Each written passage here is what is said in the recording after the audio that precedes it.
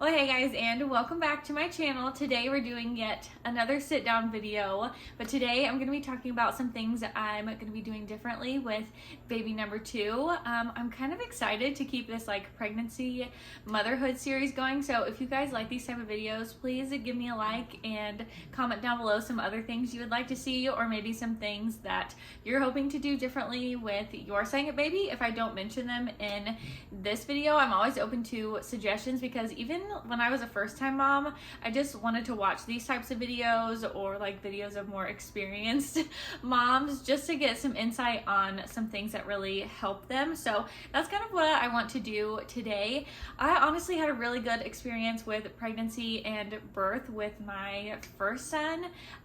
This time around, I'm having a little girl. My little boy is 14, almost 15 months old, and I'm currently 19 weeks pregnant. This go around, I've just like had such a hard time keeping track of everything. Like with my son, I knew what size fruit he was, like what he was doing in the womb that week, like kept track of all my apps. And this time, like I am just trying so hard to keep track of what week I am. But I'm 19, almost 20 weeks, and I'm super excited because I feel like it took forever to get to this point with my pregnancy with my son, but this one has just gone by so fast. So definitely your second pregnancy with having a toddler, things I just feel like are going so quickly. But I'm gonna talk about some things I wish I would have done differently in like pregnancy and birth, and then move into like newborn and postpartum. So honestly, like I said before, I had a really good experience being pregnant. I love being pregnant. I loved giving birth. I know that's not the experience for everyone, but I definitely had a very positive experience last time. So I don't have a lot of things that I would change, but a few things I think would have made my situation a little bit better. Just some little things I'm hoping to do differently, just to make recovery a little bit easier and make the transition from like 1 to 2 kids a little bit easier. But I'm gonna go ahead and jump into things I'm doing differently in pregnancy. So this go around for pregnancy, I've already kind of been doing this obviously since I'm about halfway through, but is stretching and exercising more, just being a little bit more active during this pregnancy. And I've done a pretty good job so far. Usually we go on a few walks every week. That was one thing I really think helped me with my birth and just overall like general feelings with my son, was walking all the time. I would walk laps and laps around my neighborhood, and it would just help my hip pain, it would help my back pain, and it's kind of been the same this time. But one thing I'm doing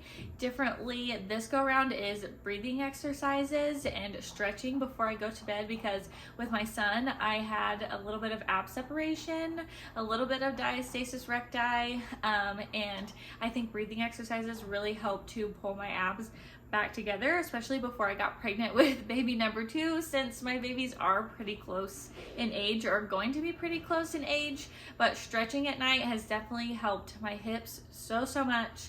And that is one thing that I hope to keep doing all the way up until birth, because I think that's really going to help me out just in pregnancy as you get larger and everything is stretching, and then also for birth, just staying active and staying moving. The next thing I'm doing differently about this pregnancy is stressing less about weight gain and body changes. And I know this is easier said than done.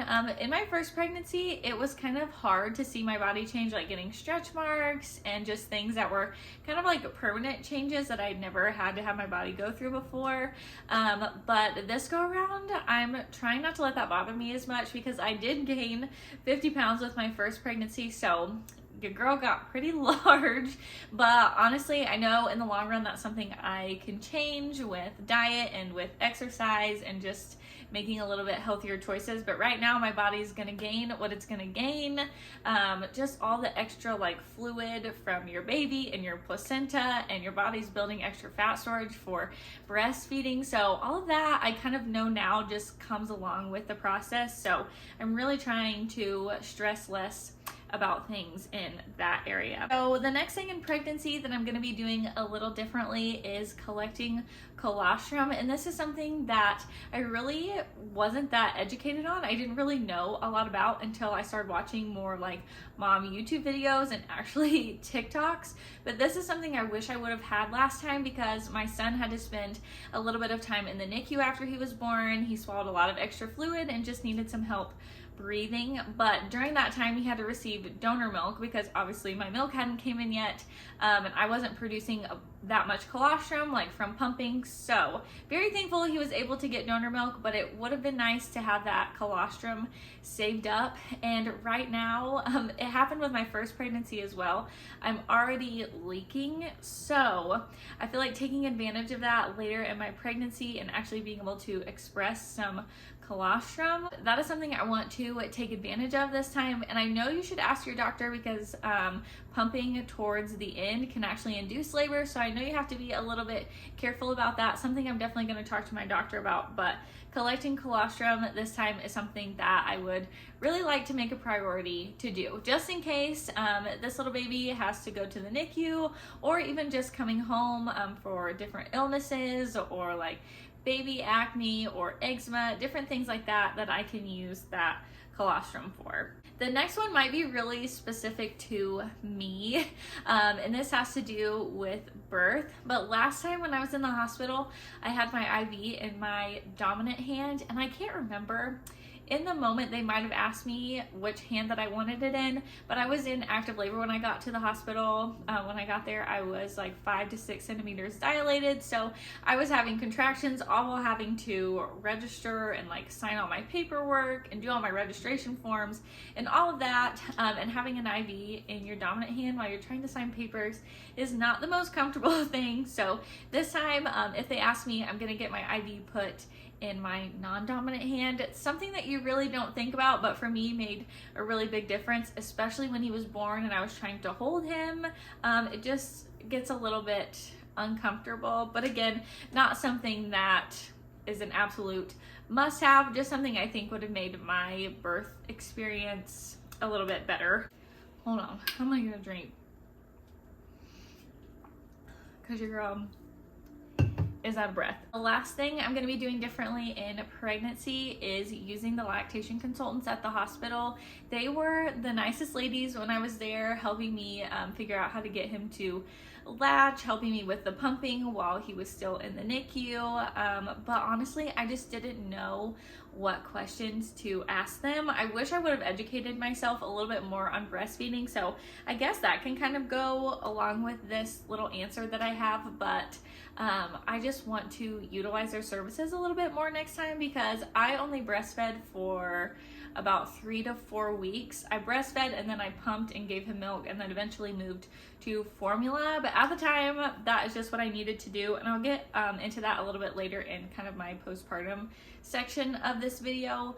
But I wish I would have got sized for like a breast pump flange. I think that would have made my pumping experience a little bit better, and just ask them more questions about how to be more successful with breastfeeding. So that is definitely something that I hope to utilize a little bit more this time. So moving on to the newborn stage, I don't have a ton in this area either, but honestly with my son, the newborn stage was just kind of a blur, and I'll talk more about that in the postpartum section too. But one thing I really didn't do with James was hold him a lot.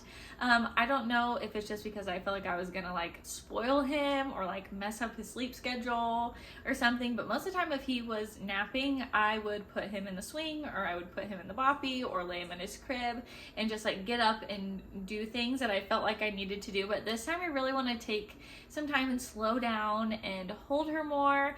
Whether I'm gonna get to do that with a toddler will be the kicker, but I'm hoping that I can hold her more. And kind of going along with that, I have to do more contact naps. So that's something that I didn't really do with my son either, but he was kind of a baby who didn't want to contact nap. He had a hard time kind of falling asleep on you and would wake up and would get squirmy and would get fussy, so he kind of liked to lay more flat or be in a swing to take naps in the beginning. So I'm hoping she's a little bit cuddlier of a baby and I get to do a little bit more of that. But the next thing I have kind of going along with contact naps and holding your baby more is worrying less about sleep and naps in the newborn stage. We kind of got into a good routine with our son, and I hope to do the same this time, just doing the same thing every single day. Obviously, that's what a routine is. But I really think that helped set him up for success when it came to sleeping, because he was just a really good sleeper. We didn't really have to sleep train him. He did really well with that, but I know with a toddler and doing things with him and their schedules not always lining up, it's probably gonna have to be a little bit more on the go, a little bit more lenient with her sleep and her nap. So I'm hoping that I can worry a little bit less about that, but that was something that kind of caused me a lot of stress in the beginning that I'm hoping to not worry as much about this time.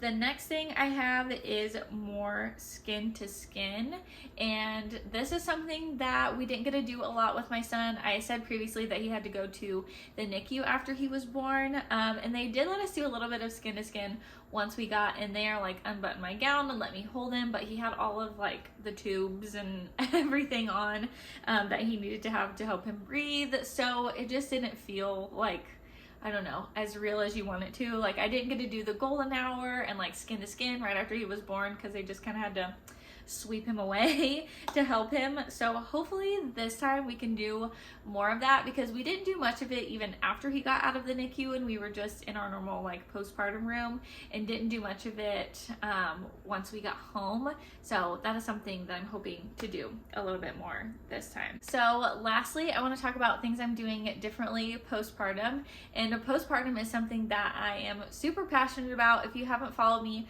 for a while, I was very open about my postpartum experience with my son. I didn't have full-blown postpartum depression, but I did struggle with the baby blues, and that was something I was not expecting. But I will talk about kind of the like mental, emotional side a little bit later in the list. But I want to start off with something I'm doing differently this time, which is prepping meals for after the first few weeks. So our families did a really good job about bringing us food or cooking us dinner. They would kind of alternate. One night, like Kyle's family would come over and cook us dinner, or my family would come over and cook us dinner. I would usually do something quick for breakfast every morning, and then whatever Kyle made for lunch, he would just make enough for me. So that kind of worked out in the first few weeks. But after the newness kind of wears off and you start getting into a new like schedule of kind of your new life that you have to do, your new routine that you have, I would just really like to have some like dump and go meals or some freezer meals prepped for this time. So I'm hoping to do that more into the third trimester, getting all of that ready and together. So either I can just throw something in the crock pot, or Kyle can just take it out and throw it in the oven, especially with the transition from 1 to 2 kids. I know I'm probably not going to have as much time to cook and do all those things in the evening, especially in the beginning, just trying to figure out that new dynamic. So I just want to try to make it a little bit easier on myself and prep some meals for those first few weeks until I get kind of back in the groove of cooking and meal planning and all the things. So the next thing I have on my list is rest more, and this is something that I wish I would have done with my son, but my personality is I'm just a doer. So if I see things that need done around my house, I just want to get up and do them, like dishes or laundry, different things like that. But honestly, my husband was so great about doing all of this the last time. He shares household responsibilities with me every day as is. But during postpartum with our son, he was washing bottles and washing breast pump parts and just like keeping up on the house of all the things that I couldn't do.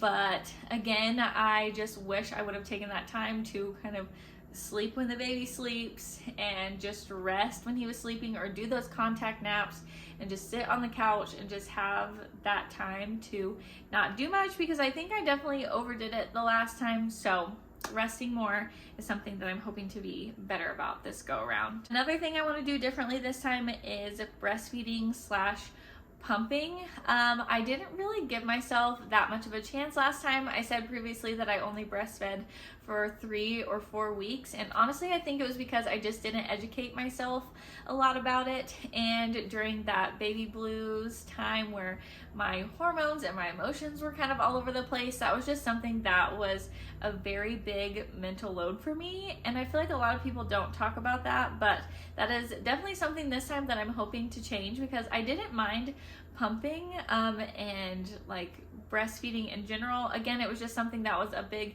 mental load on me that at the time just seemed very overwhelming, but now that I kind of know what I'm up against and know that I have formula as an option to supplement, and I want to, like I said before, use a lactation consultant more, educate myself a little bit better on breastfeeding, I'm hoping to be able to breastfeed for at least 6 months to a year, especially with the formula shortage, and obviously breastfeeding being less expensive, a little bit more convenient. I'm hoping that that is something that I can do this time. And kind of going along with breastfeeding, I'm hoping to use my Haka or a milk catcher more this time, because I utilized it last time, but definitely not as much as I should have, especially if I decide to exclusively breastfeed and not pump, just to have that to help kind of build a little bit of a freezer stash so I can still have that freedom to go out or leave her with someone if I need to. And I feel like all of these things on my postpartum list are kind of dealing with breastfeeding, but I also do want to get a hands-free pump. I have a Spectra S2 that my sister gave me, just to have something that has a little bit more powerful suction if I get clogs or engorge or anything like that, but I do want to have the convenience of having a hands-free pump, especially with 2 babies and not having to be attached to a wall with a breast pump or having to carry around obviously your big breast pump with you everywhere. So something a little bit more hands-free I want to gravitate towards. So if you've had a hands-free breast pump that you've really liked, had a good experience with, let me know. I know there's the LV and the Willow, but now there's the Mom Cozy, so I know that one's a little bit more affordable. So if you've used that one, let me know in the comments below. I'm looking for suggestions because I can get one through my insurance. But another thing, this might be more personal to me, and I think really depends on your experience, but I want to have more supportive clothing for postpartum. When I went to the hospital, like my coming home outfit, I brought like really loose sweatpants and a sweatshirt, but when I came home, I found that I liked tighter, more like compression clothing, so like leggings or tighter pants, and it kind of helped hold everything together, like with your whole pad diaper situation that you have going on. It just helped me feel a little bit more secure. And I did do a belly binder. I know they usually don't give you those unless you have a C-section, but I asked for one at the hospital and the nurse gave me one, and that helped me so much with like back support, and your body's not used to having all of that weight on the front anymore. So just having something to like hold everything together, I feel like helped me out so much, made me feel a lot more secure. But I do know friends who have said that the looser the clothing, the better. They didn't want anything touching them, they didn't want anything tight. So it really is a personal preference, but for me this time I'm hoping to bring a little bit more of like compression clothing to the hospital with me. So if that's something that you're kind of on the fence about, maybe bring 2 options. If you don't know what you're gonna want, maybe bring something a little bit tighter, and then maybe bring something a little bit looser, just in case you have a lot of swelling or you have a C-section. I just know that everybody can be different in that area. I'll be out in just a minute. She'll play with you in a second. I'll be out in just a minute, baby, I promise. Slight intermission, my toddler is banging on the door. So I kind of saved the best for last, or the thing I'm going to talk about the most to last. And one thing I'm going to do differently postpartum this time is give myself more grace, or at least try to give myself more grace, because I was very hard on myself last time postpartum. I think I just had an unrealistic expectation of what it was going to be in my head, and I didn't have that instant connection with my baby, and I just felt really guilty about those things, and I didn't know that was something that could be very normal during postpartum. And even though it only lasted a few weeks, it was just a really hard time. So I'm gonna work on just kind of letting myself feel those feelings, knowing that it's temporary. And I feel like already going through it before kind of helps prepare me for it now if those feelings do come back. But that is something that, again, I don't want to say to scare anyone, but I do just want to make people aware that that is something that is normal and that can happen.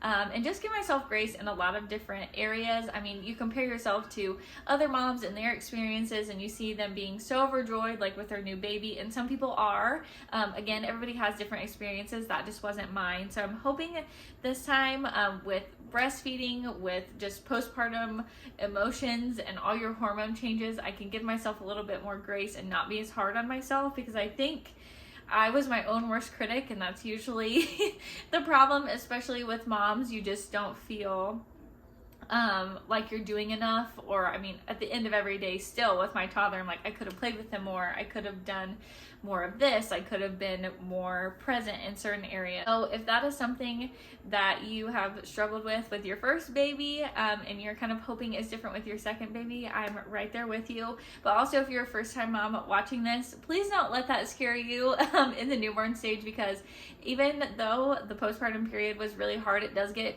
so much better.